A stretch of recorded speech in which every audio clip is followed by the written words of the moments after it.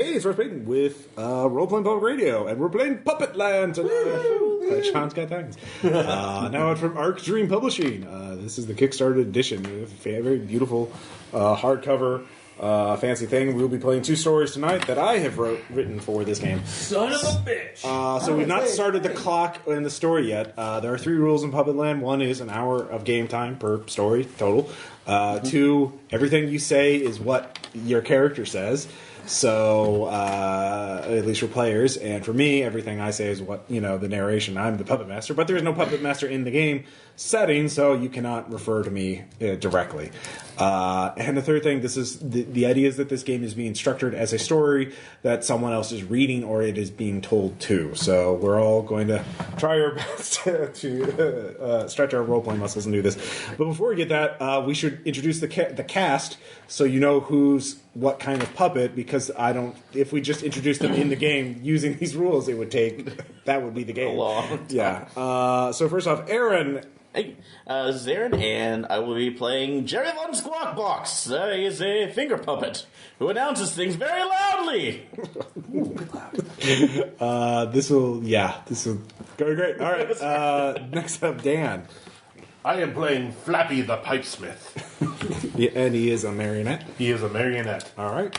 If you want to introduce any of your characters and new traits, you can. You don't have to. Some are pretty easily, you can pick those up pretty easily. Tom. My name is John. Jim John. I'm a shadow puppet. Okay. And next up we have David, who's very excited to play. Oh, I totally am. I brought Mr. Socky Face. I'm a hand puppet.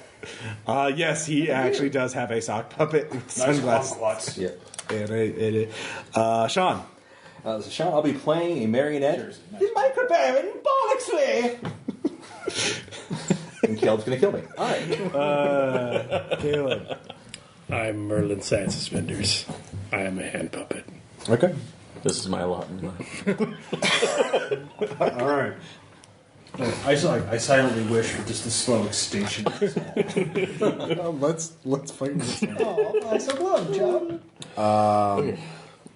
I'm starting now. Once upon a time, and not a very good time it was, all the puppets of Puppetland were sleeping because even though it had been dark for, ever since the maker died, there was a clock to let them know when it was time to wake up and go to work, and there was a time for everyone to go to sleep and hope that the Nutcrackers didn't break down the doors and take the puppets screaming into Punch's castle. So 6 puppets were all asleep in their beds, dreaming of better times and candies that were no longer available, when an identical note was slipped under their beds, and each puppet woke up fearing that the Nutcrackers had come. But Jerry Von Squawkbox woke up first and saw the note lying by his bed. I forgot I have eyes and I can't read this. Can somebody read this note for me? Oh, what's that noise? Said, let's see here, Mr. Socky Face, who was apparently spending the night over at Mr. Jerry Von Squawkbox's puppet house. Oh, Can you tell me this? I can only infer from the sound, which is amazing since I don't think I have ears. Oh, hang on. You said it's a piece of paper? That's what I assume.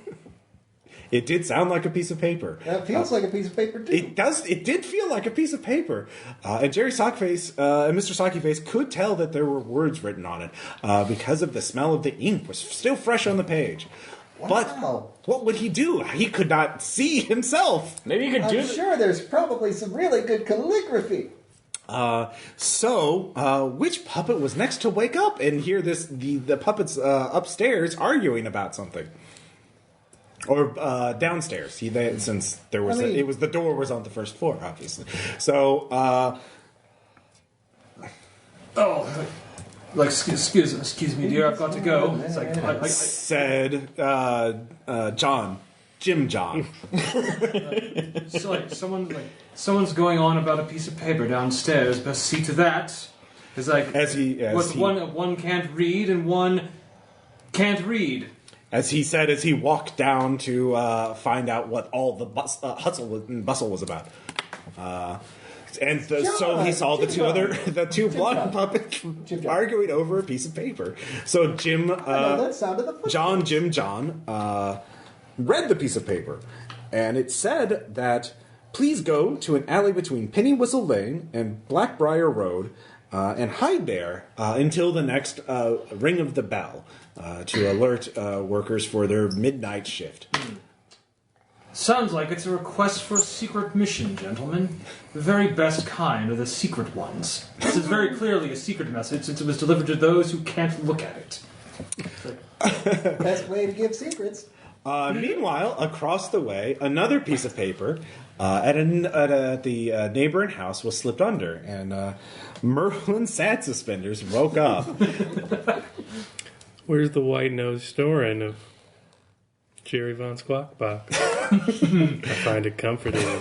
It helps me sleep, even though it runs down his battery and leads inevitably towards his death. I can sing across the town! Yeah. So Merlin was very curious to realize that Jerry Von Squawkbox was no longer sleeping. So did Merlin Sad Suspenders go to find his friends? Or did he look for his other friends? Jerry, go to sleep. I can't! We found a secret note! Yeah, It's amazing! Go to sleep like that loud, but asleep. The sound you make, like that. Oh, you mean party white noise? We can do thrumming white noise. Boom. But Merlin knew that Jerry Von Squawkbox was too worked up and would never get back to making white noise. Oh, it's futile. John, It's time for jock jacks, man! John, we need to find Flappy. Flappy's good at these things. What makes you say that? That man's not prepared for field work if it doesn't involve pipes. If this is a pipe mission, then yes, of course we should bring him along. What are the Jim odds John it's was not? secretly jealous of Flappy the Pipesmith, but He's so bloody loved by everyone. Just because he fixes the bloody pipes.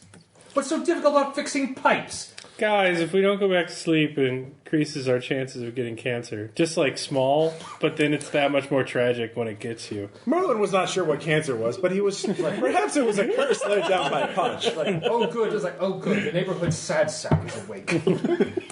I know. We should get Micro Baron Bollixley, too. This looks like the fun kind of thing he would be into. At the mere mention of his name, Micro Baron Bollixley was awake. What? Someone was talking about him. It must have... Somebody's playing a party! Is this a note beneath me? It's a note! Yes, an invitation! Yes. I shall read this invitation. Possibly aloud, possibly not. I know discretion. And so the Micro Baron read the note and learned of the secret mission. I must go forthwith.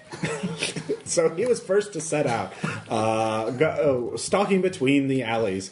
But there was a Nutcracker patrol that would be very hard to cross. But nearby, Flappy the Pipesmith had also been awoken by the rustle of, or the yelling of Jerry Von Squawkbox, which, to be fair, the Nutcrackers had long since learned to ignore. Must have broken the pipes again. Time to go fix them. Said the marionette. But there were no pipes to fix. Instead, he found all the puppets, but all of his puppet friends, except for the Micro Baron, arguing about pieces of paper. And cancer, whatever that was. Newsflash, the Micro Baron has gone that way. We may want to give a foot, since some of us don't have feet, and is difficult to follow. You're right. Please Let's take sneak me up. after him. On cat-like feet we tread. Silently we're stalking. The Nutcracker Patrol heard someone singing in the distance, and singing was strictly against the rules. Or at least they thought it was against the rules. Well, anyways, they were hungry for puppet thread and cotton, so they were going to probably go feast on whoever they found, the Micro Baron thought. Oh no. Flappy, there's no broken pipes here. Does it make you feel like you lack purpose in this world? There are always broken pipes. I feel that way too, but even that's not enough for us to connect on a meaningful level. By the darkened offices of MI6, can we please just get on with this? So the Micro Baron was all by himself, and he saw the Nutcracker Patrol had left an opening so he could go to the meeting place.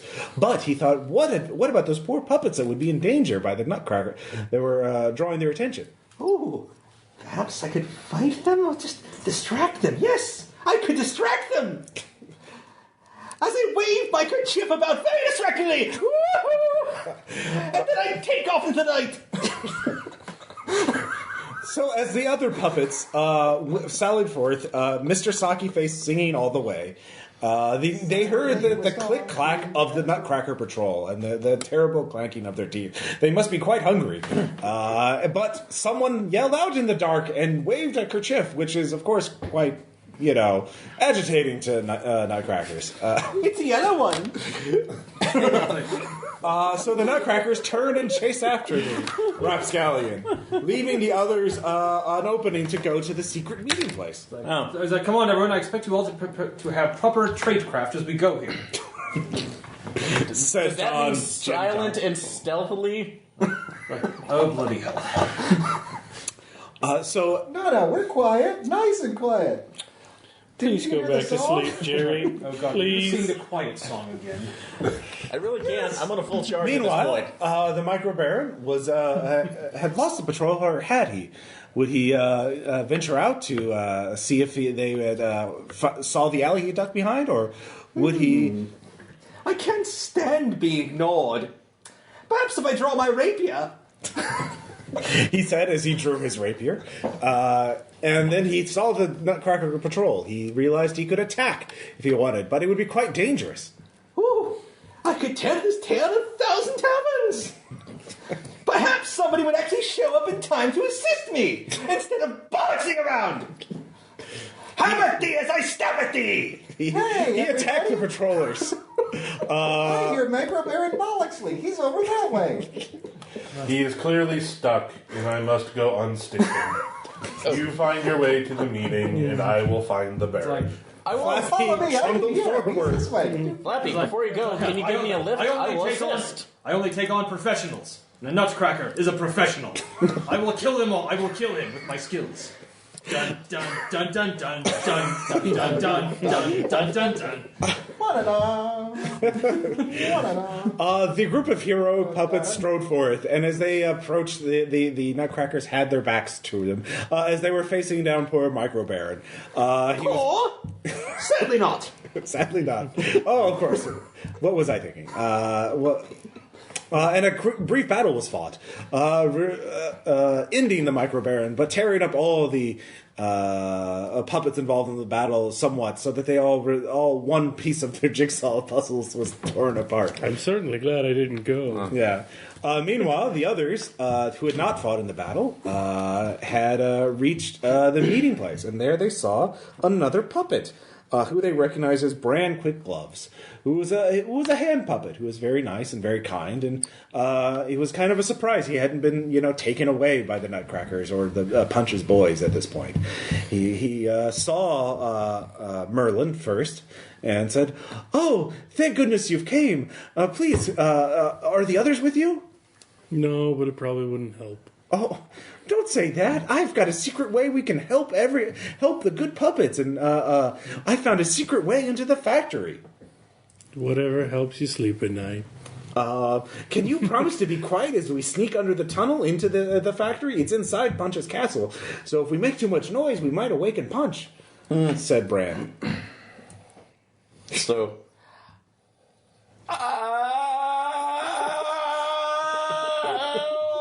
Try. Oh, try. I can do it. I can do it. Okay. I can do it. This guard might not be able to understand me. I can do it. I can do this. Looks like this guard was off his nut.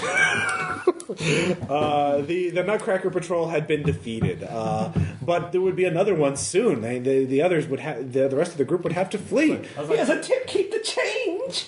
As a Pringle at these. That's like I say, time we've left before we have an entire can of mixed nuts on our hands. Oh, I like that one. It's the most unusual manner of speaking. The other four returned to the others and found Bran Quick Gloves. Bran said there is a secret tunnel that leads into Punch's castle inside the factory where the Nutcrackers are made.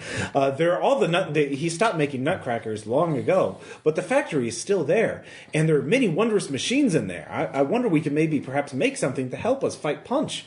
Or perhaps sabotage the factory. Sounds like a level 3 infiltration job, my friend. Do you think we can make a boxing glove? Nothing that an agent can't handle, I assure you. If the maker tool is there, then we can probably make a puppet. A puppet stronger than him. Puppet can do anything else. Sorry, tempo control overrides volume control if I'm doing this. So Bran nodded at the guy and wondered if he'd perhaps sent out too many notes. But it was too late now. The die had been cast. So he led the group into the tunnel. There were... As we're going to die? You think we're going to die? Well, Bran said, yeah, if Punch finds us, yes. He's very mean to puppets. I saw him once, he unthreaded a hand puppet, thread by thread, just pulling at its strings until it was no more. That was awful. Oh. Yes. That was very awful. That's why we have to fight Punch. You can't let fear cripple you. Fear is a useful tool, only if you overcome it. But I heard he smells a bit, and I can't stand that. So the group of heroic puppets went into the tunnel, and it was very dark and there was very little light. And they soon realized that there were hidden traps and pits all throughout the tunnel. How would they possibly cross this dangerous tunnel? Bran knew the way, but was so fast that he easily outsped them. They were alone in the tunnel. They knew that their destination was ahead. Don't worry. This is what he does. This is what I do, gentlemen. Yes, just as he said. It sounds like a standard infiltration. I've gone through so many. Oh, get on with it! So many volcano lairs, so many hidden bunkers. I've disarmed more traps than you could shake. Watch your step. There's one right there. I've disarmed more traps than you could shake a large stick. Mr. Saki Face said as Jim John almost stepped into a pit of certain doom. Jim John, it makes a hollow sound when you step on those tiles. Yes, I will use my extensive skills to disarm the traps and stop distracting me. Well, Jim John, can you please give us a detailed exception of the process, please, for everybody else in the group? Yes, of course. You simply go through the cabbage crates over there, right over the brine. You then go straight through the how's your uncle. Then Don't put your hand there. Then straight on through to the Bob's your uncle. Perfectly. All the other puppets were quickly lost in his technical argot and jargon. Oh my! Couldn't I just? But Jim John expertly jumped over and disabled some of the traps, leaving perhaps a path the others could follow, or perhaps not. Would they come back? Would they ask Jim John for personal help, or would they try and brave it on their own? I must move forward.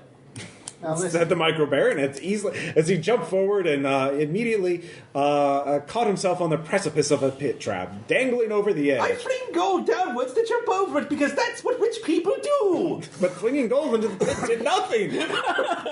Oh, bollocks thing! Would anyone save him before he fell into the pit? Come on, I shall pick you up, my friend. Good sir, thank you.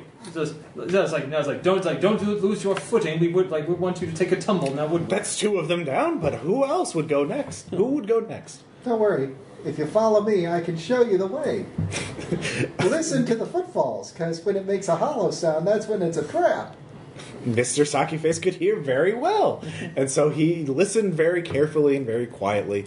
But Jerry Von Squawkface hadn't spoken in mere seconds. Could he remain quiet long enough for Mr. Saki Face to figure out the path? So, I would need to do that too, because remembering Jim Jim's voice, I can actually imitate that very well and remember the steps going through there. So, winding that back, I can actually go with that and take the path as I needed, following the sound of his voice that is now my own voice, and lo and behold, I made it across. Jerry Von Squawkface did. With his expert mimicry, he managed to, and Mr. Saki Face, through his expert hearing, managed to cross the traps, leaving only Flappy Pipesmith and Merlin Sad Suspenders. You can do it! Cross the traps.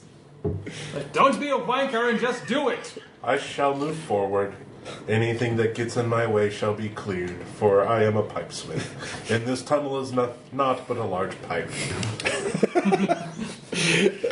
Very philosophical, but there is a very large hole in the pipe from the pit, and you cannot. It is a nothingness. How can you? You cannot go through a nothingness except to go down. So how would he cross Aren't the we pit? all kind of going through a nothingness? When you think about it? Isn't that what life is? Mr. Saki I shall bend. somewhat uncharacteristically. I feel that was the wrong narrative for that point. Get across. Sorry. To get across this pit, I shall bend the pipes of the other traps into a bridge. Very well.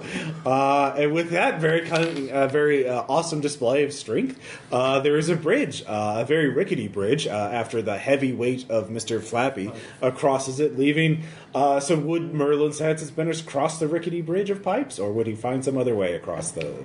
I guess I'll just fly over all the traps.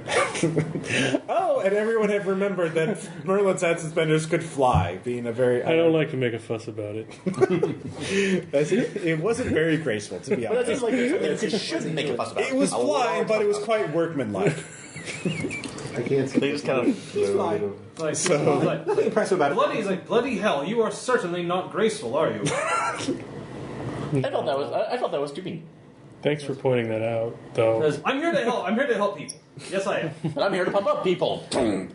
So they were all inside the factory, and this was they all marveled at the myriad machinery and clockwork mechanisms. I am marveling at all the machinery and clockwork mechanisms here. I say. Surround sound. Ooh. This was where, once upon a time, before the Maker had, been killed, many wondrous creations had been made here. And then after the Maker's death, all of the Nutcrackers had been made.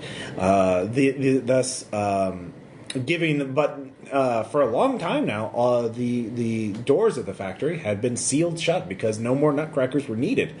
But there were still, all the machines were there, and as Brand pointed out all the machines and mechanisms out there, another puppet appeared, who they recognized as Melvin Grey Chisel, a small finger puppet, but with a very large, with a glued-on beard of cotton.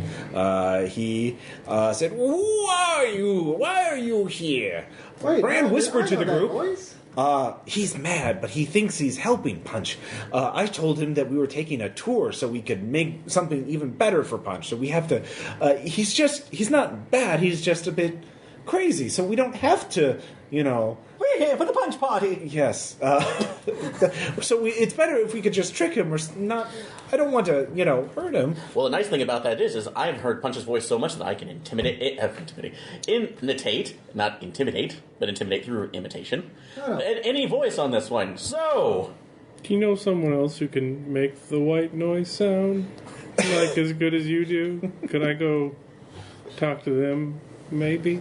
Melvin You'll realized see. he might be able to find a machine that could make the white noise so he could go back to sleep. so let's see if I can get this from out. Melvin, it is I, Punch. You sound uncharacteristically benevolent, said Melvin. Well, You don't sound like you want to kill all of the puppets who oppose you. That sounds but I do like a real a punch. lot. His voice is too deep. So, Really? so yes. What kind of tortures have you been up to, my lord?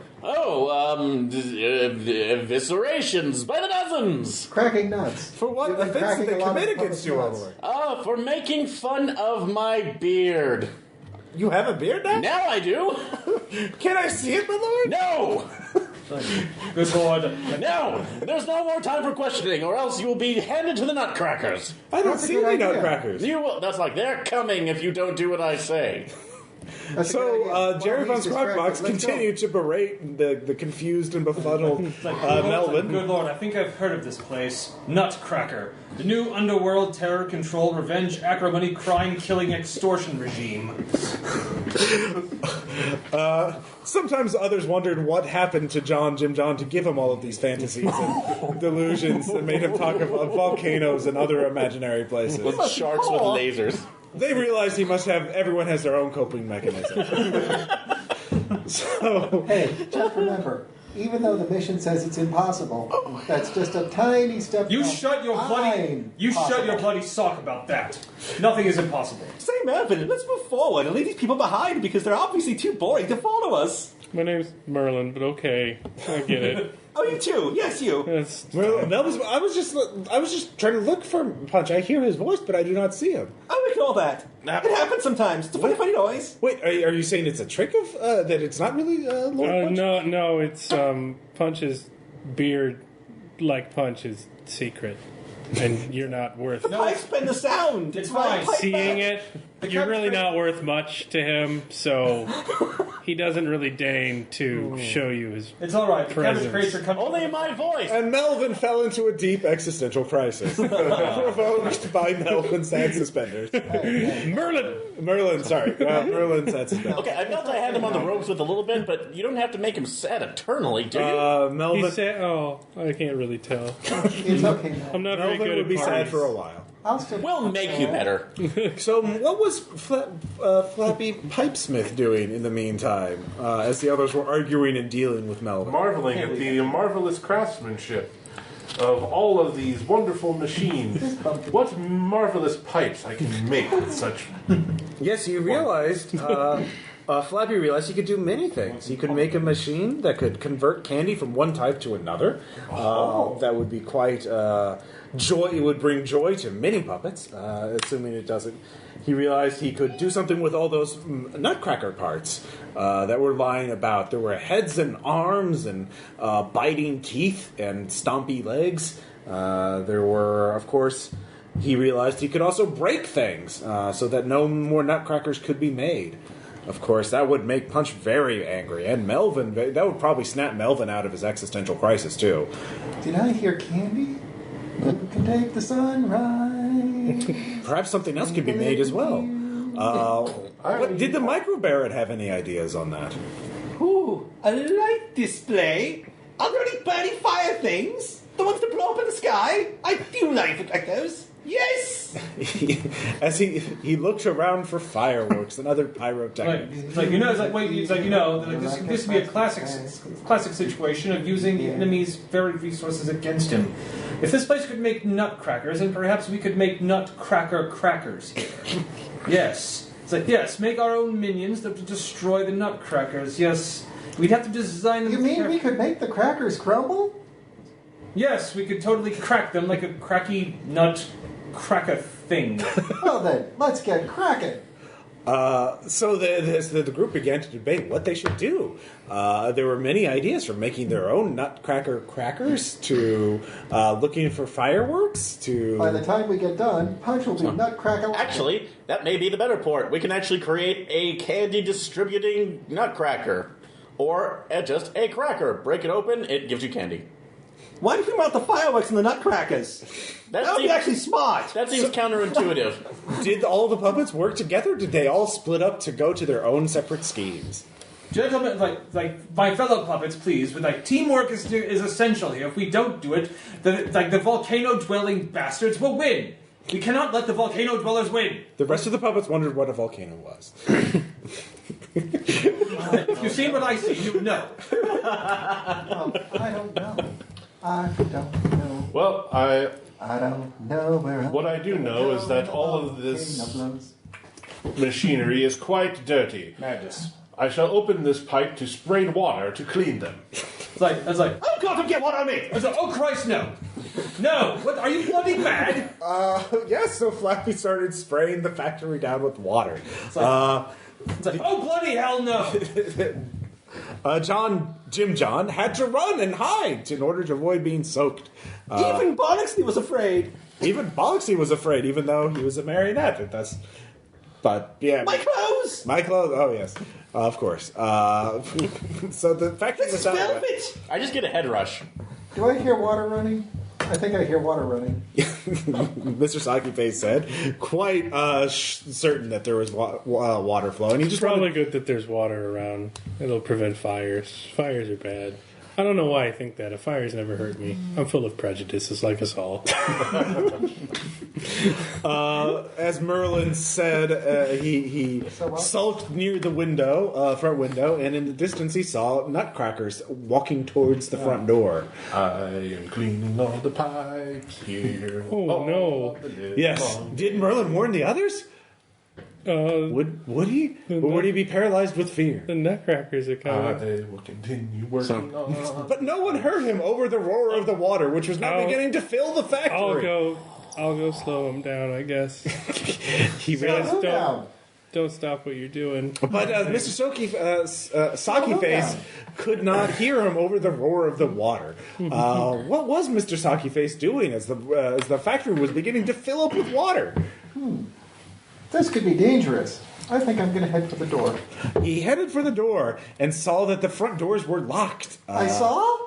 Well, he How felt. did I see? He intuited that the front doors were locked. You know, the one thing I love about supervillains, they always have vents big enough for a man to walk through. So that's totally what I'm going to do. John did find a vent that was incredibly large. A man could crotch walk through the entire thing. It's okay. I've got a bobby pin. Oh, said Mr. Psychoface as he began to open up the locks. So, unfortunately, since it's going through the water, it won't harm me, but I still don't want to be able to at the bottom of that since nobody can hear me.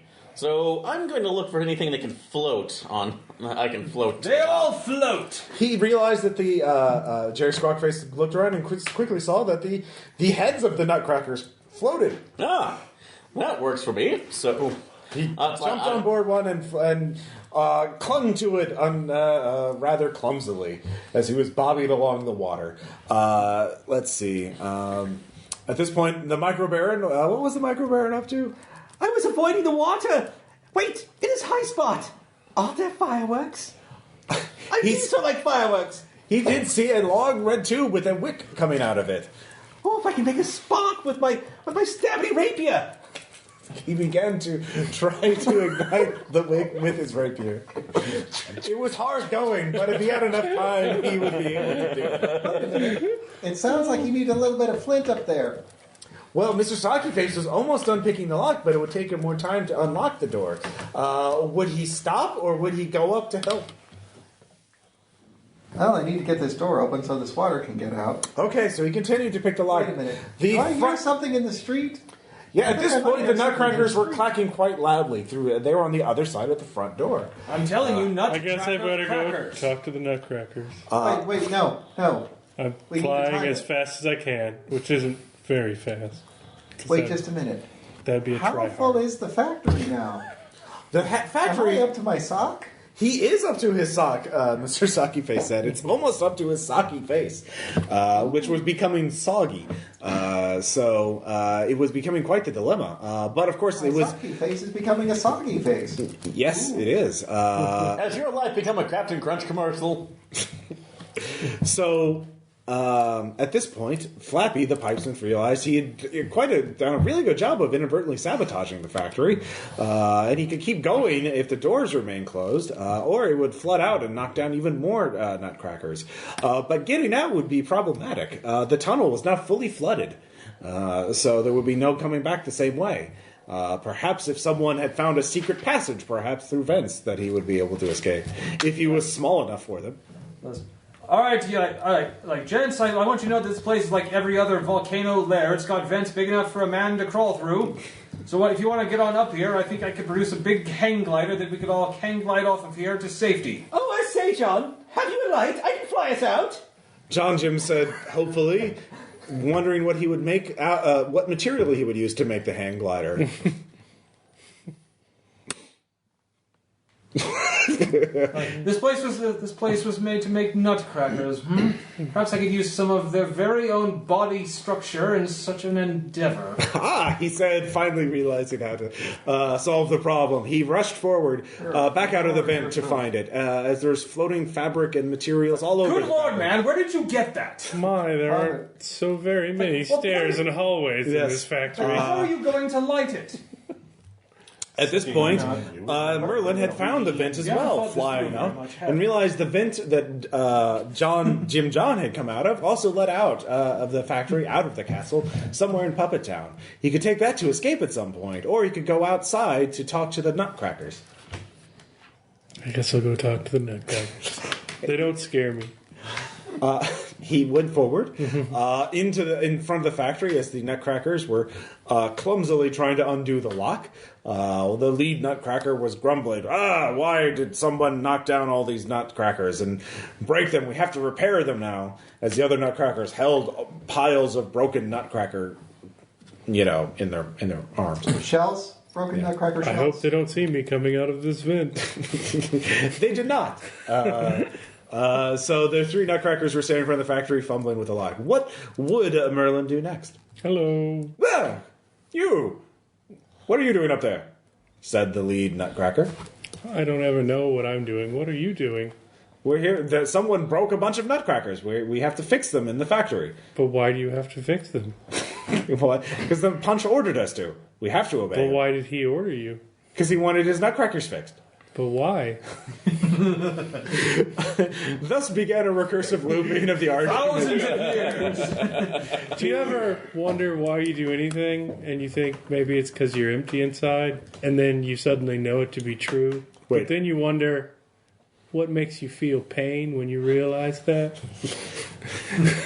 The nutcrackers began to open their mouths and ask the other nutcrackers to look inside them to see if they really were hollow inside. They were quite literal-minded, those nutcrackers.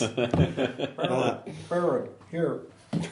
But yes, apparently Mr. Sockyface had found a mysterious machine, one that created fires out of nothing. Oh, if I could just light this and wait. Oh, the wick was lit. It was dancing up the wick. The fire. The sparks were dancing up the wick. It would only be. Which direction did he point the rocket? Out the window. Out the window. Oh good God! The secret death weapon is lit. Everyone out to the roof. Yes. I'm busy assembling our escape craft, the SS Nutcracker. The hang glider was nearly completed. With that, they would all be able to get into the vents and escape. But it wasn't quite finished yet. Hey, I'm no actual designer of puppets, but I do realize that for this one, we need something of a mast. Can hand gliders have mast? I think they can. So, and pointing down, this head should be able to do it very well. Well then grab the bloody head and let's go. That's right, get head. Come on, do it. As they both got on the Flappy realized that the glider would either fit him or the other two. It wouldn't fit them, all three Jerry, of them. You should probably quit while you're ahead. Yes. I found the mast. You gentlemen go on. I must first fix this water pipe I've been using to clean the factory. But Flappy, what are we going to do without you? There are pipes to fix, my friend. That is a question that only you can answer. I am here to fix pipes. At this point, the rocket exploded, or sailed forth, breaking the window. The water, and it hit the window, shattering it entirely, and thus the water started pouring out of the factory, sweeping the nutcrackers that were looking into each other's mouths. This is what always happens to the volcanoes, they sink. And Melvin and Bran as well. Oh, you shouldn't open your mouth with all that water pouring down into it. Bran! You'll get full of water. The factory itself was severely void. Fly, Merlin, fly! Get above the river line!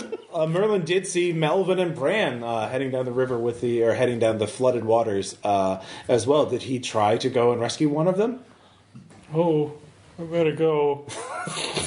Fly after him. Not as cool as that rocket thing, but it's probably too good for me. Take the river. So he began to fly, and he gliding down, trying to catch one of them. To which was he trying to catch them more, or help more? Melvin or Bran? I'll get the closest one. The closest one. The only fair way to do it. That is the only fair way, he thought. Thus rescuing Melvin, the grumbly old finger puppet. Bran was swept down and disappeared into the darkness. The hang glider then got up into the vent, allowing the other two puppets to escape. Flappy hung onto the pipes, barely avoiding the flooded waters pulling him away, because he was quite strong. If the waters were to pull me away, being studded with lead, I would stay at the bottom. And as we are flying away in my new contraption, I look down looks like this place met its Waterloo. What's that? You wouldn't understand. Water who? Then explain. Explain for the audience at home. Explain for the audience here. Explain for the audience down there. Flappy knows all about loos. Well, unfortunately, he's not here on us, disembodied voice of our Baron. So the Baron and Flappy were still left in the factory, as they were both too large to fit in the vents and to go up. And as they began to head out the door, or to go through the flooded tunnel, partially flooded tunnel. Well, Flappy, which way? I believe the tunnel is whence we came and would be the safest route home. It is also very comforting with its pipe-like structure. They began to trundle down for slogging through the soggy waters. But as they did, they heard behind them the voice of Haunt, one of Punch's boys, a medium-sized. He's greatly feared by the others. He floats around, and it is said to tear puppets apart. He was looking around in the factory, saying, "Who has destroyed the master's factory? Who shall I destroy for this betrayal? Betrayal!" His voice haunted forth. So. As the two were trying to escape the factory, they realized they were quite slow and making a lot of noise. Would they be very slow and quiet, or try and speed up somehow? Perhaps we could slow him down instead. What if we can't help but count shiny things?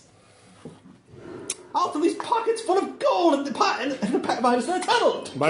The bear bollocks threw forth great piles of coins that glittered in the dark waters of the flooded tunnels. Haunt heard the glittering sounds and then looked at them.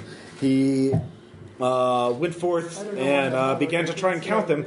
"This is a clue to who betrayed the master. I shall find out who from this clue." But he spent so long gathering the coins up that he could not catch up. Run! All of the puppets returned back into Puppet Town. They found themselves at one of their houses, at Jerry Squawkbox's houses, with one very wet and very angry-looking Melvin Grey Chisel. He said, "All are welcome to the party." I think we kept the British end up, didn't we? "Well, the master's going to be very angry. Puncher's going to find out who you all are, and he'll send the boys after you," said Melvin. That's like, since this is the voice of your master, no, I won't. I care not for this. You will not speak of it again. "You can't fool me twice. I can eventually figure things out," said Melvin. Oh, well, in that case, please don't tell. The boys have already been bought off. One of them accepted a bribe. So the puppets... Stuff that in your pipe and smoke it, sir. Wait, why are you stuffing pipes? Never mind. So the puppets have ruined the factories. No more nutcrackers shall be made. But they realize that perhaps their days in Puppet Town are numbered. Or do they stay and hope that Punch's boys will not find them? Or do they escape into the wilderness and hope they find the secret town of Respite, where Judy awaits with the puppet resistance? I think this might be our prime opportunity, as we have a secret weapon they are not aware with. A Nutcracker flyer. Yes, I think perhaps it is time to go to a safe house, don't you? All right. So do all... Make a house out of a safe. It's very secure. Have you not heard about it? Only You just have to have $19.99. the right combination. So the puppets set forth out into the wilderness, looking for Punch's, or looking for Judy's secret sanctuary. Rumored all the puppets knew about it, but none knew where it lay. Can we go back to bed when we get there? Sleep the sleep of angels, my friend. I promise there will be white noise galore. As they left Puppet Town, volcanoes. realizing they perhaps may never see their own homes or beds again, But it's okay. they saw the understand. lake of milk and cookies. A vast lake of milk with floating cookies on top. You know what I say? Like, never have anything that you can't leave behind at a moment's notice. That's everything in my life. So, Why is your bug Milk's out going to turn soon. And then we'll be... Tradecraft. as the puppets, they heard the baying of Haunt in the distance, as the yelling, "Traitor, traitor! I sense betrayal." They realized they did not have time. Did they take the road along the lake and hope to lose him in the forest, or do they cross, jumping from cookie to cookie, hoping to...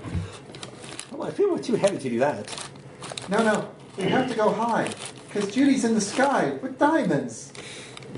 It's like, This is like No, I said, wait, with no that's Lucy. evidence. it's like who, Judy's in disguise. who wishes to with fly? glasses. Who wishes to fly on the Nutcracker? Oh, yes. Jim John's flyer perhaps could fly a second time. We shall see. So, we can, we're partners in this one. We can make it more of it.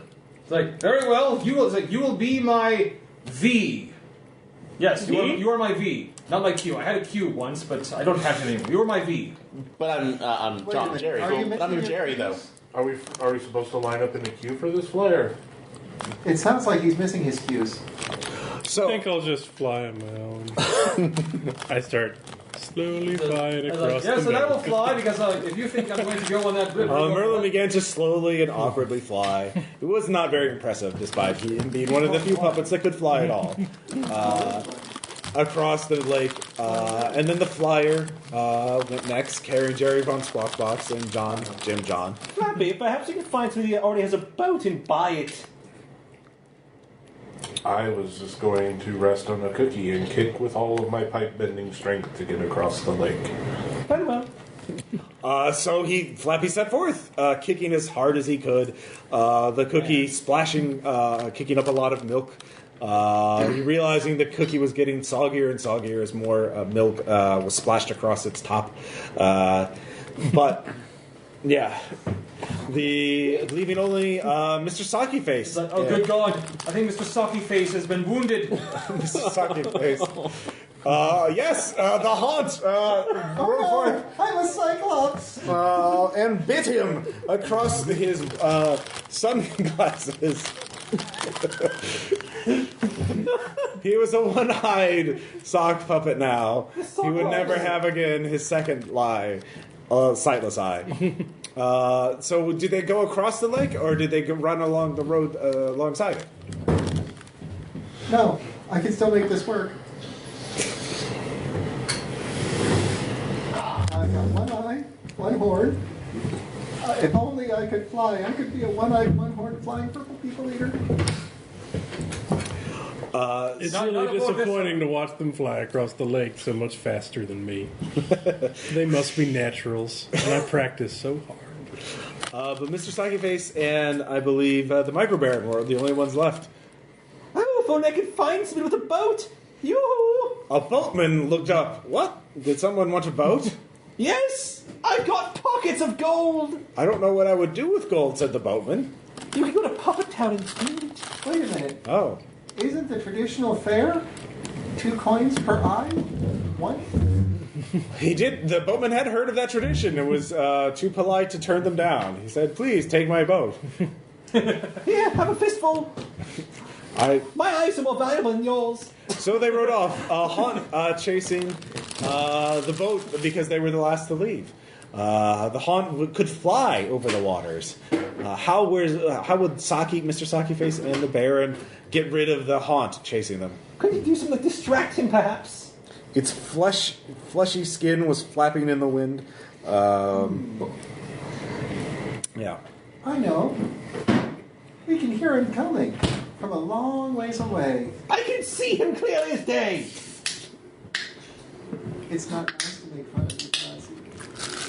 No, here's what we do. Grab the cookie. Grab the cookie. A cookie was passing the boat. Oh, let's use my other hand. Okay. Now wait for it. When he gets close, I'll listen for the right time, and then you throw the cookie. I fail to see the logic in this, but okay. No. Haunt has to be light to fly. And these cookies are soaked in milk, which makes them heavy. So once we give him a cookie, he's going to need a drink of milk. Or it might just hurt. How about that? It might knock him into the milk. Soggy cookie. Thrown! Let's see. So he threw the disc of cookie as hard as he could, as fast as he could. It struck Haunt squarely, knocking him into the water, or into the milk. They thought they were safe. That's the way the cookie crumbles. I really hope Haunt doesn't drink any. But at the same time, the flyer was crossing nearby. And Haunt arose and heard the pun, heard the joke, and immediately chased after the Nutcracker flyer for the insult against himself. Aww. I truly hope that Haunt did not drink any of this milk that has been tainted with my leaden body.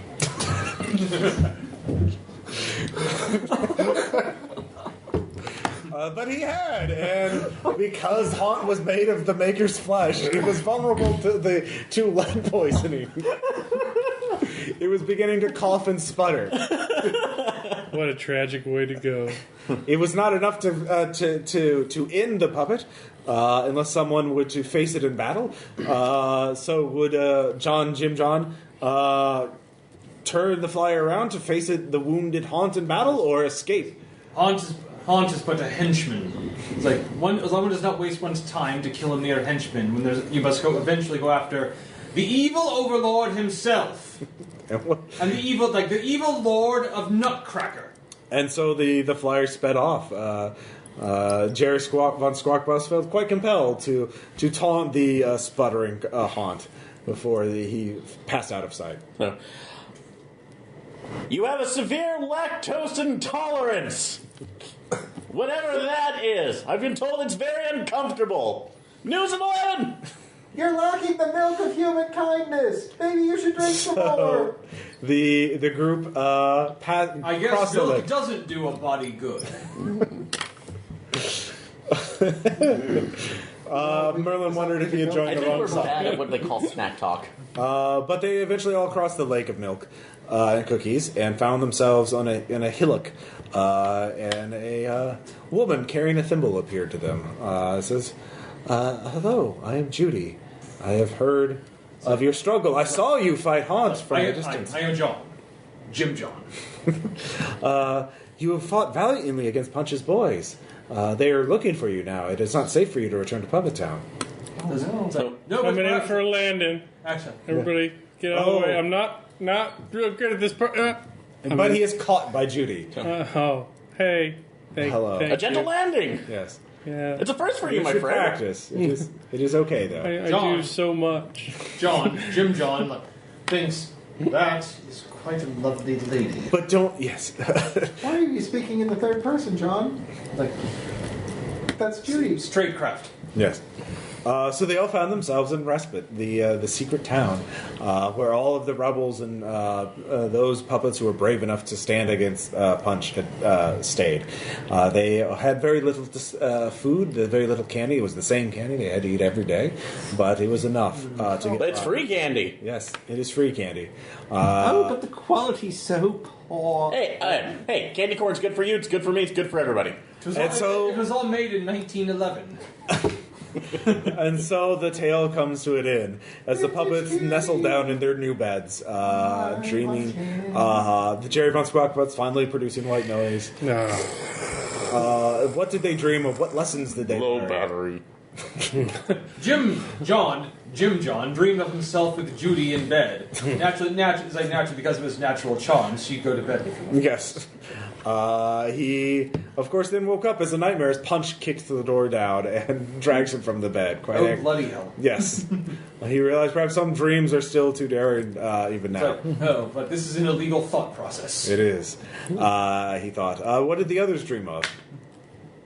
Hot food. Hot food. Fresh from some sort of box that produces heat. I know only in my Merlin private dreamed moments. of wondrous machines. Perhaps there's such a box back at the factory. Ruined now forever. What did the good Baron dream of? What our group is in need of is a grand leader, yes! And I dream of myself leading this party. I probably won't.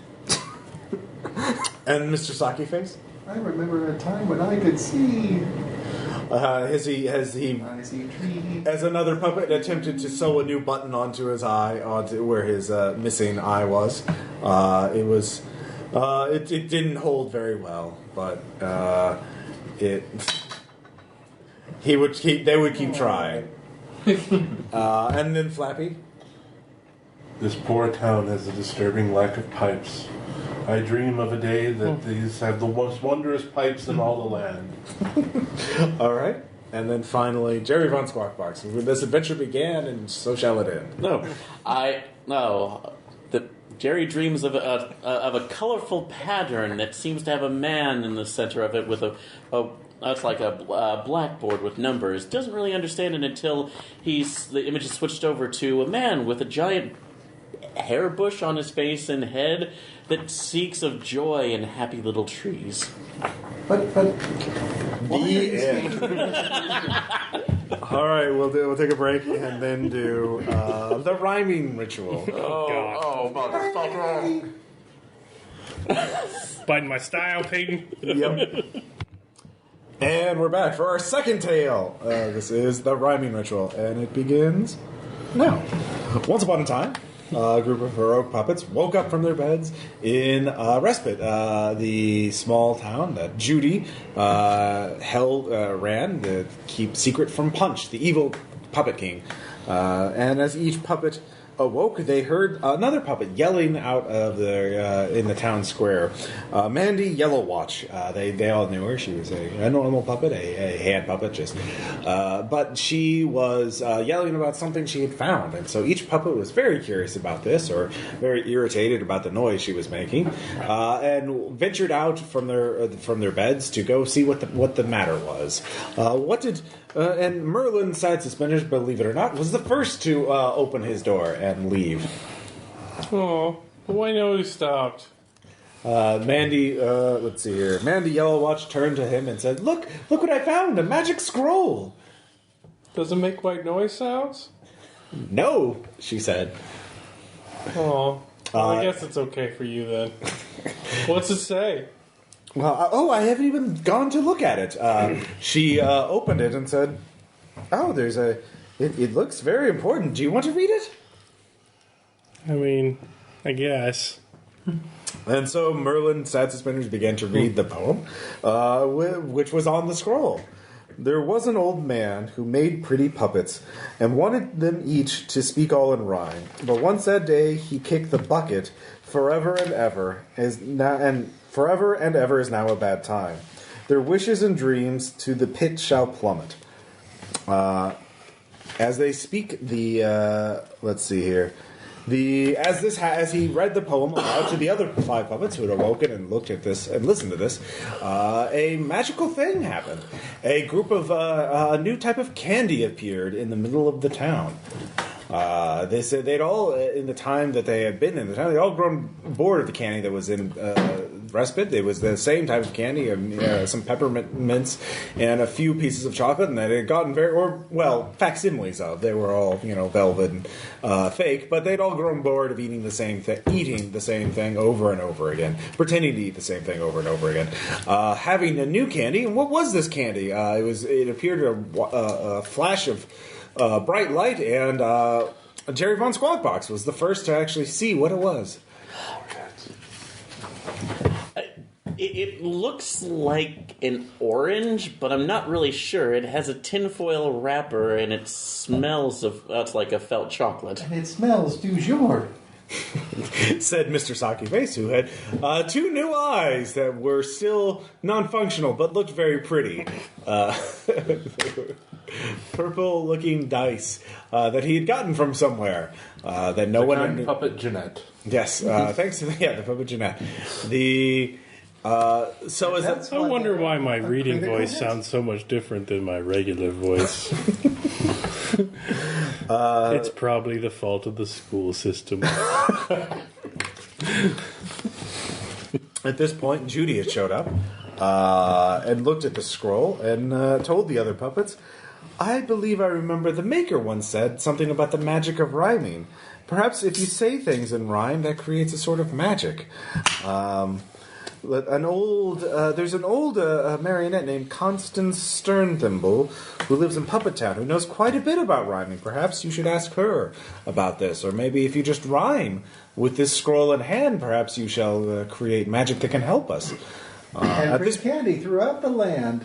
Yes, candy would be very nice. I think it would help. It'll be difficult to get back inside, but could be quite the ride. As Jim John Jen said, and felt quite cool for saying that, more so than usual. Perhaps the magic was subtle. And, yeah. I'm going to put this pair of sunglasses on my blank face. And they stayed on, even without a nose. Such magic was the rhyme. The rhyme does indeed have power. Awesome. But that did not rhyme, so the glasses fell off again. Appears your fortune has turned sour. But I shall not be dour. Because together we have the power. At this point, Mandy said, "Be careful, though. You know, I've heard that. You know who else likes to rhyme? The devil. I've perhaps."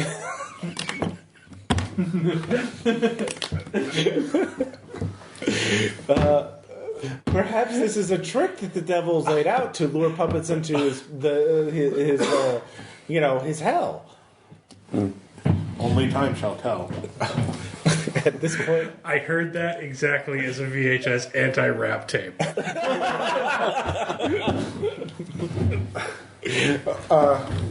you can say things out of character if you stand up. For the listeners at home, which I am standing right now. I'm fearing the robot devil's about to show up. But I heard the devil went down to Georgia. He's long gone from here. I read that in a book somewhere. So Judy looked at all the puppets and said, "What do you like to do? Would you try to take the scroll to Constance, or would you try to find out what the matter is, or would you just continue to rhyme all day as you go about your business to see if you can cause magic? It seems if you fail to rhyme, it does something bad, but every time you do something good, something positive happens." Well, as much as I like the idea of exploring the dark arts and using them to our advantage, I fear that trying to think of a rhyme every damn time I open my mouth, my non-existent mouth, it would be just hell. So no, let's try to get this thing looked at, I say. He said, "Perhaps we can go do that today." Oh my God, no! We're not doing that right now. You would not find it very swell if you attempt to summon hell. Another puppet rushed into the town and said, "There's a Nutcracker nearby. He's stumbling a lot, but he's shown up. I don't know why." Suppose we should go talk to this guy. I say we investigate and not procrastinate. Yes, he seems to be stumbling even more now. So the puppets I said, wonder how. Well, let's go fire a round across his bow. the group sallied forth and went over the hill. And they saw a Nutcracker who by himself, but he it seemed every time they rhymed he stumbled, but every time they stopped rhyming he got up and got closer to the village. What would they do next? We mustn't let him pillage. It's like, so keep him out of the village. With my stabby slashy rapier, have at thee while I stab at thee! The Baron jumped down the hill and stabbed the Nutcracker squarely in the jaw. Thee does rhyme with thee. It's as plain as that tree. And busting the jaw wide open. What happened? I still can't see. Would anyone explain, Mr. Socketface, what's going on? There's a dead Nutcracker there now. I think our rhyming has killed the poor bastard. Okay. Well, good thing. I did not rhyme there. Oh, yeah. At that point, an arm shot out from the Nutcracker, grabbing the Baron and throwing them across the tree, knocking his rapier from him. The Nutcracker stood up. Who had tried to stop him next? It was wounded. It could not bite, but it still had strong arms. It's okay. I'll keep us all safe from harm.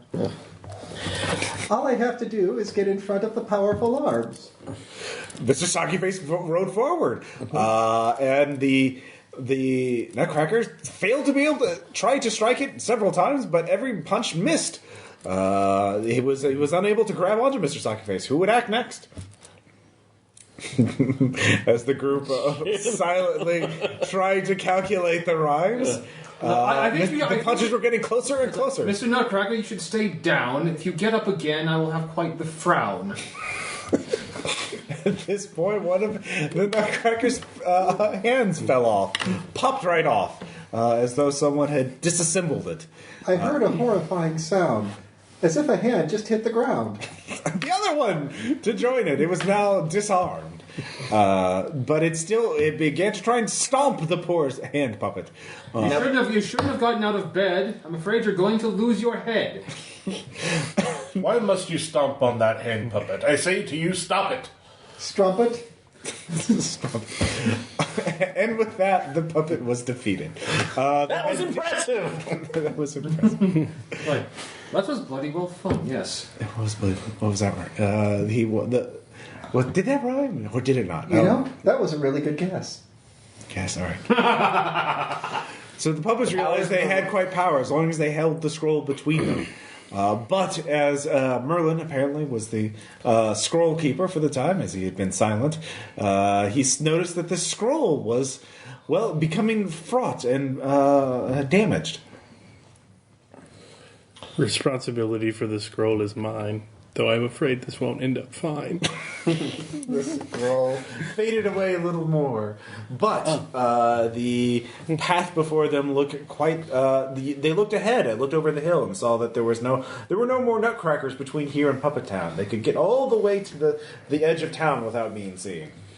So I'll take up the scroll, and I won't rhyme anymore because performative acts are pointless.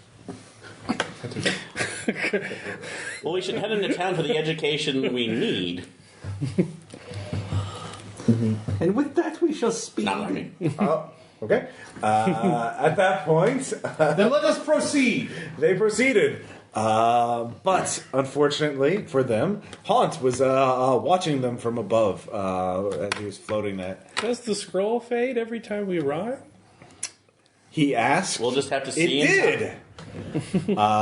It was getting weaker. The magic was becoming undone with every rhyme they did. But with every thing they said that did not rhyme, it, well, caused some sort of complication, it seemed. So Haunt said, Traitors all! I shall have your heads and have you burned to the ground. How's that lead poisoning treating you? Quite well. He swooped down and grabbed one of Mr. Saki Face's new eyes, plucking right off. So, I have your eyes. I shall take your others. He said as he spun around. I don't think he's aware of it. Aware of it. It appears that Haunt is having a fit.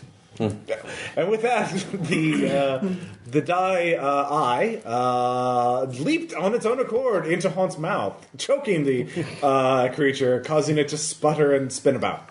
Being out in the open is quite problematic when under the attack by this crazy fanatic. The creature then spun out and fell into the lake of milk and cookies. As it began to splosh about, blinded and weakened. The group could easily proceed to the village if they wanted to. That's right, get back in that ice box and try to avoid the Hydrox.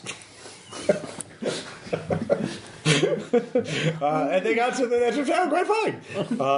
There was a weakened. The scroll was beginning to. Some of the letters were beginning to fade, but it still seemed to be intact.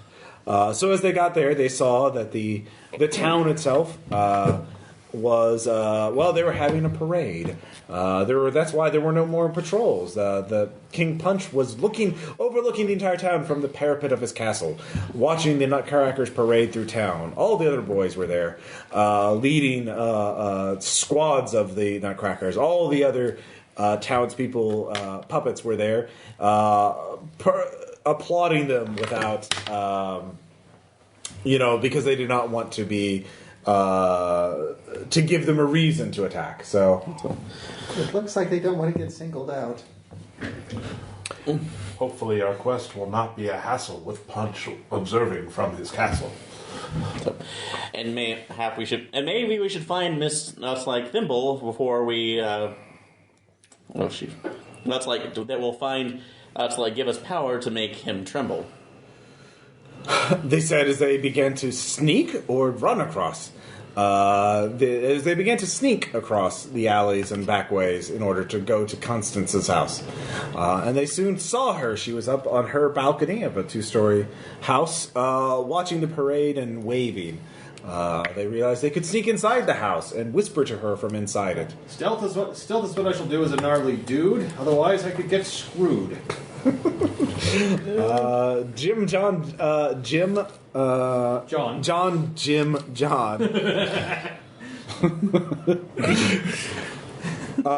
Snuck into the house, quiet as a mouse. But as he was there, he saw Freddie Greenfinger, another puppet, who was waiting for him. He said, You should give me the scroll. Or I'll tell Punch that you're here. It's like, that I could do, or I could just end you. Could you do that before I yell out? You really don't want to find out. Now do find out. Freddie Greenfinger slunk away, quite afraid. He said, I'll be back, though.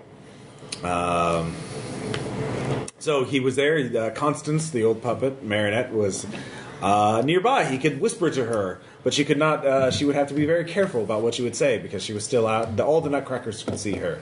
She began giving advice freely out. They would be very curious about that.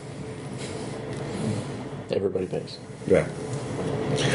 The rest of the puppets snuck into the house as well. Freddie Greenfingers looked at them and skulked away, waving his little fist. He clearly was very jealous and envious of them for having a magical scroll. What's that guy doing? I only sees my 2 fingers going like this because I'm doing as hard as I can. Piss!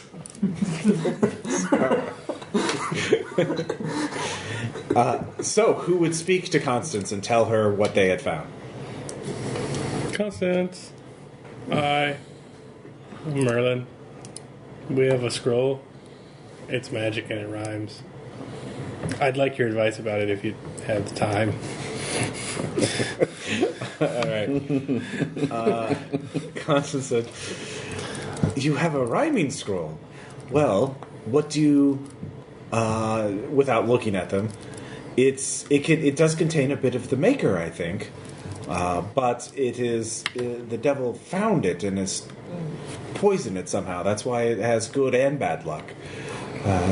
You must be very careful about what you want. Do you want to find a weapon to use against Punch, or find a way to help awaken the maker?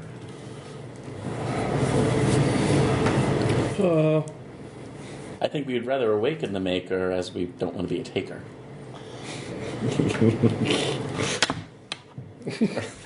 Constance looked over. I see a glint in the hills. Something that should give you quite a thrill? She pointed out in the distance. Far away, there was a glint they'd never seen before in the hills past the town. They'd have to sneak back out in order to avoid the patrols and the parade. It looks like the hill has an eye. Maybe we should give it a try. Sorry. That's what Mike said as the group began to sneak out of town. There was only another one of Punch's boys, Spite, a terrible bully, who was very large and strong, and he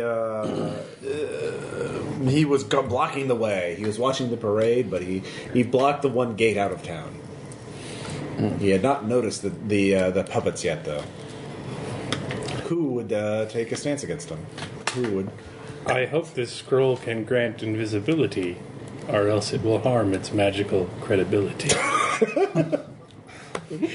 The scroll began to crumble a bit, and several letters fell off. But the entire group faded from view. And unfortunately, the non-blind characters had no experience with this because they could no longer see anything. Everyone was quite blind. It's all right. I'll lead the way. I can be the hero today. He said, and they somehow managed to follow Mr. Sockeyface. Unfortunately, Mr. Spite heard that and said, "Who said that?" He began to stomp around. Not but a bat.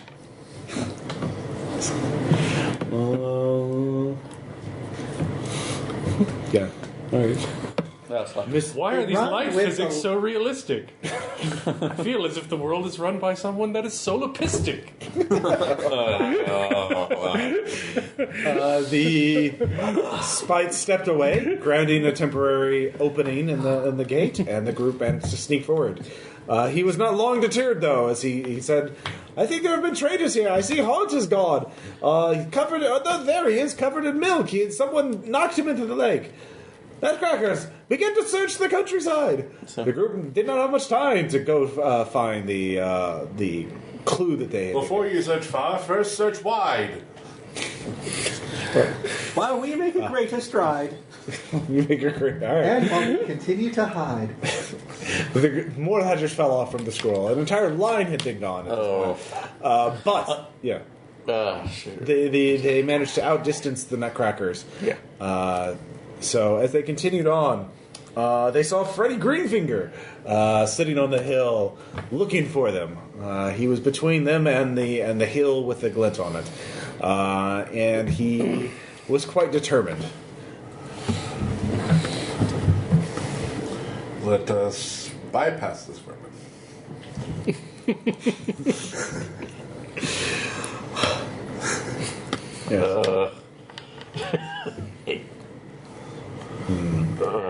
So the Freddy continued on. Perhaps we should see what he has to say, if only to keep him at bay.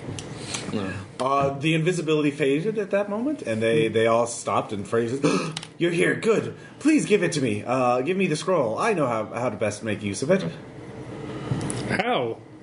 Well, easy. If you get Punch to say a rhyme, he can't rhyme worth a line. It'll give him the worst luck of all. The request sounds just, but how do we know we can trust? Because I could have told all the puppets where you were. I could have told them about Constance, but I didn't. So what did the puppets do next? Did they trust Freddy with his plan? How do you know Punch can't rhyme? Everyone knows that. He gets frustrated about things that he can't easily think out of. And rhyming's very hard. And I'm sure you're aware of that.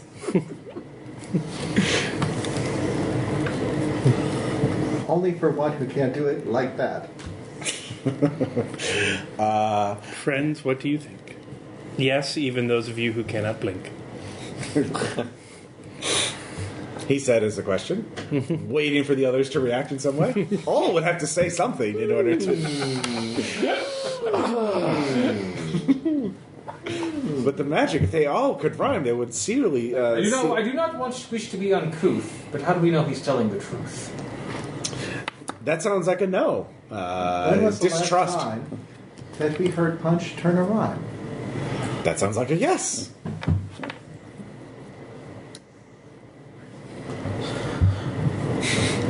As the group watched and waited, as the Freddy began to wait, look, the guards are coming soon. Just say something. A bit of bad luck won't kill us. Naugahyde.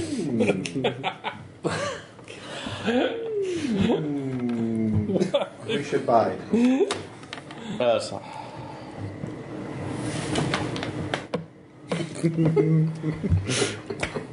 Tick tock, set the clock. I say we give it to him. Let it be done.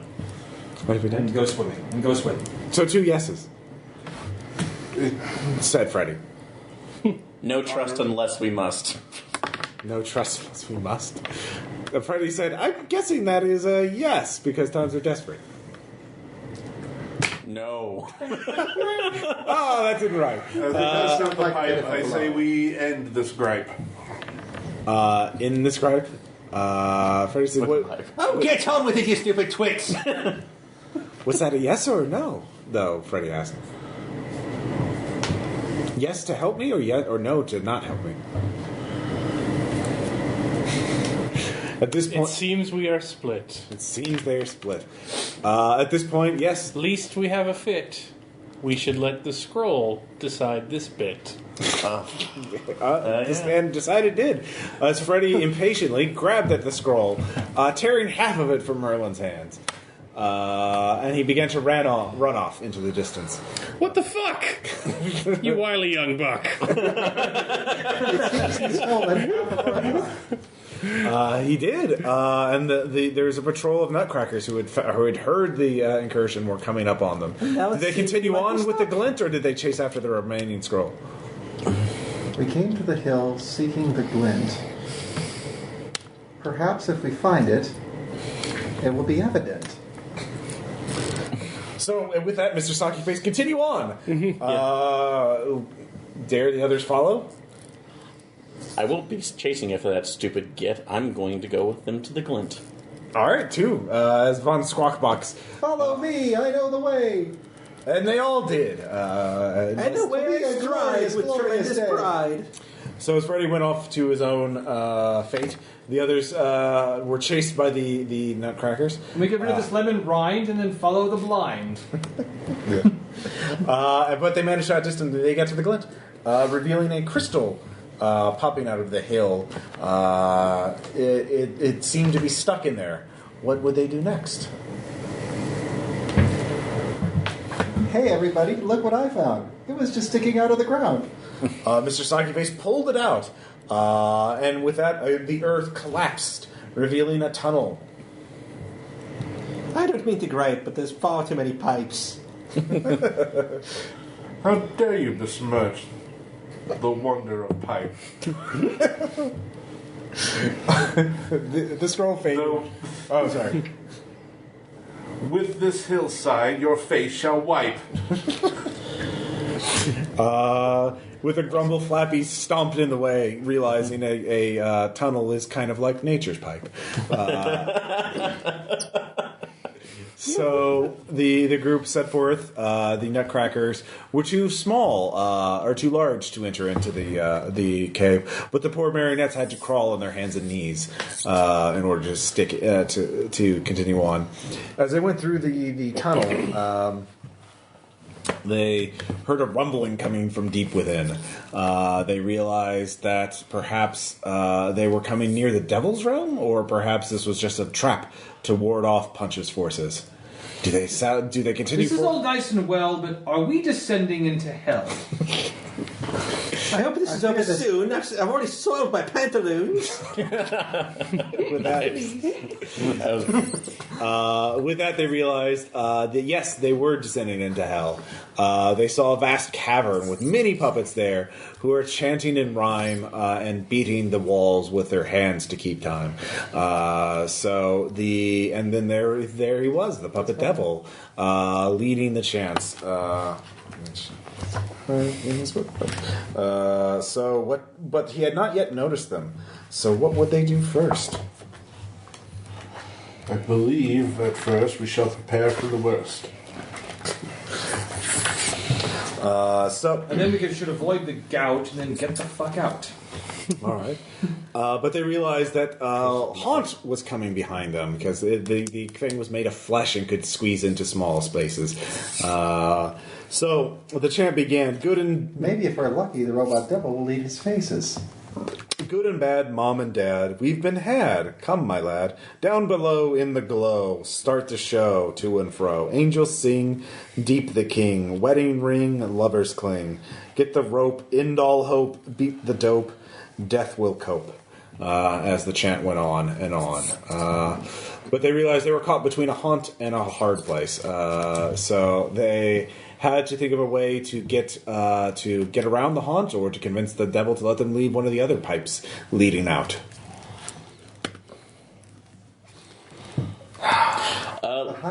Excuse me, dear devil. We were really hoping to get out of this level. We're willing to give you our due, so please let us through.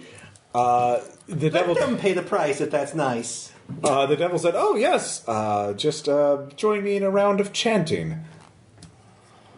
He said, I don't think I'm quite understanding. It's not that I don't think that's a good thing. It just seems here everyone can't stop the singing. "Well, so, or give me the scroll, and I'll let you go." Well, I do want to avoid the haunt, but I don't think I can trust this gaunt. I'll give you a challenge. If one of you can give me a rhyme that I cannot complete, I will let you all go. Orange. That's not a sentence, you said. It has to be a complete sentence. And it has to end with a word that can rhyme. Not orange. That's too cheap. That's like, if you would, We'll continue a rhyme game. I'll say one line, you say one line, then I'll say one line. And the first one to lose stays in here forever. And if you all lose, then you all stay in here forever. I will play your silly game. as will I. Okay. I love the challenge. Well, Merlin was first. He volunteered first. So, let's see here. Let's see here. Once upon a time, there were 3 lovely brides. Oh, God damn it.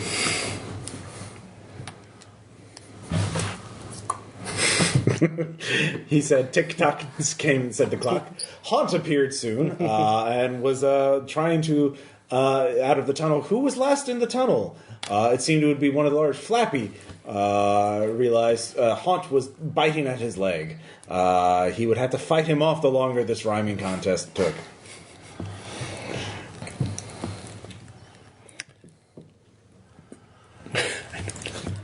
Sees their face. Each of the 3 brides ordered a large fried.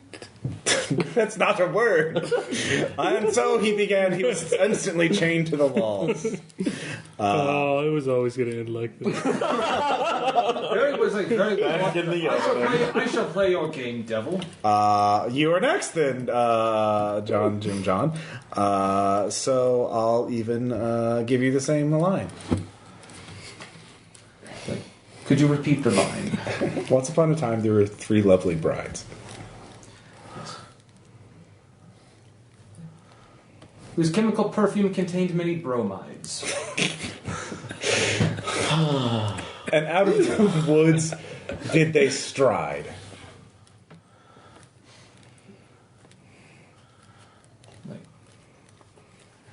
And they were confident, true, and tried. Let's see. Yay! Go, Jim John. Devil, tick-tock. But above their heads, a dragon did glide.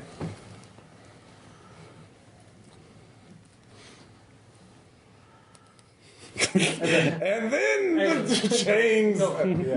Okay. And a dragon still full of pride. Oh, that's very good. But in the meanwhile, Flappy the Pipesmith had to fend off the Haunt while this rhyming contest was going on. So what would he do? Haunt, haven't you learned? My lead poisons you. Okay. Stop eating my leg. Okay. Haunt, remembered the lead poisoning.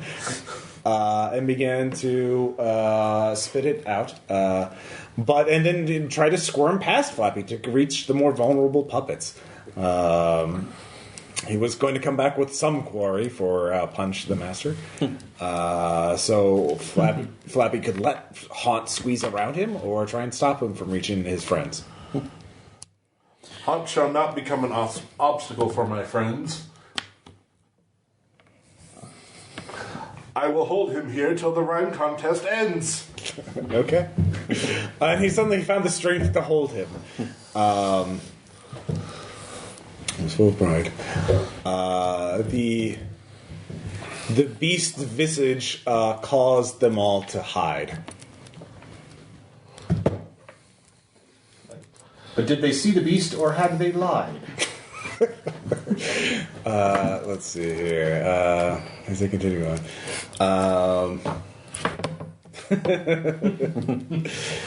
Mr. Devil! Devil! Yes, what is it, he said. Punch's son is entering through your transom. I believe you could kidnap him for quite a large ransom. Oh, well, very good then. Damn it, I can't think of anything that rhymes with slide. I guess I'll let this slide.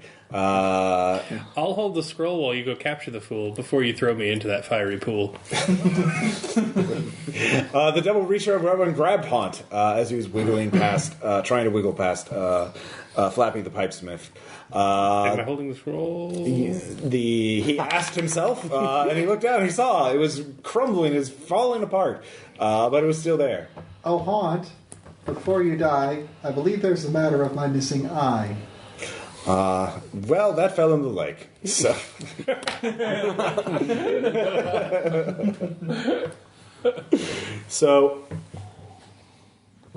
The tunnel was open. They realized they had their chance. How did they flee up, or did they look for another way out? I believe we raced through the tunnel like we were going down a funnel. Well, are you unchained? He had been freed. I've had my fill of hills, chills, thrills, and spills. I think I have ascended to the next level. I have defeated the devil. And with that, the group ran as though they were all wings of the wings of a dragon or something. So Why can I not think of anything that rhymes with brides? we thought of several. Yeah. So I know, I'm an idiot. No, it happens, you bull. Merlin was quite hard on himself. So the manager group got back out of the hill. The scroll was nearly totally gone. There was only time left for one rhyme. What magic? Who would one rhyme each? What was everyone's last rhyme? Merlin wondered. Well, we could all go and drink ourselves some rye, but I think he should get back his eye. At the bottom of the hill, he saw that the haunt was wrong. There was an eye had fallen out of his snout. Let's close off this fiery funnel. Collapse this damned tunnel. The tunnel did fall apart. My poor pantaloons. If we want to vanquish Punch, perhaps the dragon from the story could have him for lunch. In the distance, they heard the roar of a dragon. They'd heard rumors of the Punch would made a dragon. Perhaps there's a chance to turn the tides to perhaps win the dragon over as an ally. With the leftover magic with Johnny Greenfinger, perhaps he and the dragon will give Punch quite the stinger. Oh, very good. With this last rhyme, maybe a little too subtle, we reached the glint in times of devil. Okay. They'll feel a little better. If Punch insists on stealing skin from the trash, the least we can hope is it gives him a bad rash. In the distance, back at Punch's castle, where none of them saw, the dragon that he had been crafting out of with a heart of stone, suddenly the heart turned to candy, and the dragon said hello. But when Punch was quite angry at it, the dragon says, "Well, I don't like you very much," and they began to fight. And somewhere, Green Fingers was quite happy as his scroll fell apart, and Punch began to yell out as his skin broke out in a bright red rash. And so, so the heroes return, having defeated the haunt would be forever in puppet hell. Down below, and the dragon was an enemy of the good puppets as it flew away, but Punch was still around. So that thus ends another day. It sounds like the mentor has met his end. I wondered later what other help he will lend. So that ends the session at 37. Damn it, Mr. Stocky Faces. We've stopped all that. You don't have to do this anymore. Let it go. Good stuff. So, question, comments, suggestions. How do you guys like this? It's fun. Yeah, it's great. It's hilarious. Also, ow, my elbow. You went above and beyond the Call of Duty with your actual soccer. You get lost in it. Yeah, it's very method. Next time we do this, I'll give everybody puppets. So, Caleb's is easy. I mean, yeah. sad looking. Yeah, he made a sad looking oven, which was amazing. Mine's awesome. So anything thoughts about the scenarios? No, it was interesting, except for like the pure torture of having to think of rhymes on the spot. So that was me. That's, I knew that was coming. They were coming to me. I liked it. Yeah, no, you were really good. No, I do like the simplicity of it too, more the round robin storytelling. I was going to be number 3 on that because I had a crap ton of them on the back of my head. That's when he switches the rhyme scheme. Yeah, I should have had a rhyming dictionary with me. I should have. Next time I run, I'll have like a lot of rhymes. Also have a little lag timer. Yeah. It's like a 3-minute, hourglass. Put on there, so Great visual. Yeah, I was using a timer on my cell phone for the actual hour long. Well, I mean, for like putting pressure in place for rhymes, maybe. Although I do notice, like, that we finished within the time limit. So, but how would you have ended it had we reached it, though? It just ends with everyone falling asleep. Yeah, everyone falls asleep. That's the day, and then the day ends, and if you don't resolve it, it's a bad ending. Okay, so yeah, 2 good endings. Yeah. Figure that one out. We are the best puppets ever. Yeah. By the way, giving Haunt lead poisoning was inspiring. Nope, that was great. Yeah. I mean, I was trying to figure out how to use my trait studded with lead. Yeah. I mean, it works. So you were letter studded? Oh, but okay, so we'll put this online. So you guys should get Puppetland now. It's out in print as well as PDF. The print book is beautiful looking. And it is. It's gorgeous. It is. Yeah. Join the fight against Punch. Yeah. Fight Punch. He's a jerk. And just try to figure out how Punch actually sounds, because seriously, terrifying. Join the Felt. That's why I didn't have him in there, because I didn't want to. Yeah. Join the Felt Revolution. There you go.